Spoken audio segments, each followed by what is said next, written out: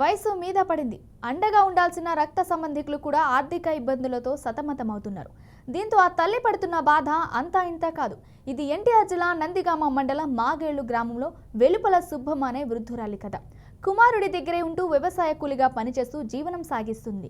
కానీ 2 ఏళ్ల కిందట పెరాలసిస్ వ్యాధి రావడంతో మంచాన పడింది. లేచి నడవలేని స్థితిలో ఉంది. ప్రభుత్వం తరపున వృద్ధాప్య పింఛన్ అయితే వస్తుంది, కానీ ఆ మొత్తం ఆమె వైద్యం మందులకే సరిపోవడం లేదు. పెరాలసిస్ వచ్చిన నేపథ్యంలో ప్రత్యేక కేసు కింద ఎక్కువ పెన్షన్ మంజూరు చేయాలని సుబ్బమ్మ అర్థిస్తుంది. తన కష్టాలను గట్టెక్కించాలని కోరుతుంది.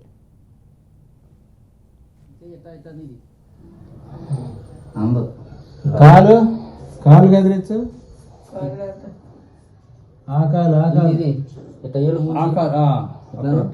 పని చేస్తుందా లేదా? మనం నడిపితే కొద్దిగా నడిచింది, పట్టుకొని నడిపియాలి. పడుకో.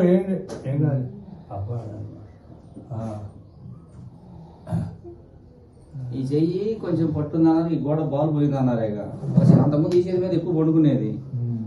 ఈ చెయ్యి అసలు ఏమి లేదు. ఇట్లా పండుకుంటే పక్క పక్కన ఇంక అట్నే పట్టుకుంటుంది. రేతులు కూడా అట్లా పండుకుంటుంది, లేకపోతే ఆ చేతి మీద ఒక పక్క పండుకుంటుంది. ఇక అప్పుడు మందులు కూడా ఆయనగా రాసి ఇచ్చిన అయ్యే మందులు వాడుతున్నాయి. ఇప్పుడు 5 రకాలు అయ్యే రాసి, నీకు 5 రకాలు. విజయవాడ కాలు చెయ్యి వస్తుందా? చెయ్యి పని చేస్తుందా? ఇక అది పని చేయట్లా. చెయ్యి ఎట్టెట్టాను? చెయ్యాను. ఆ చెయ్యి అడిగా చెయ్యి అనుమానం. ఈ చెయ్యి ఎట్టా ఇది కాలు కదిలించు. ఇది పని చేస్తుందా లేదా? మనం నడిపితే కొద్దిగా నడిచి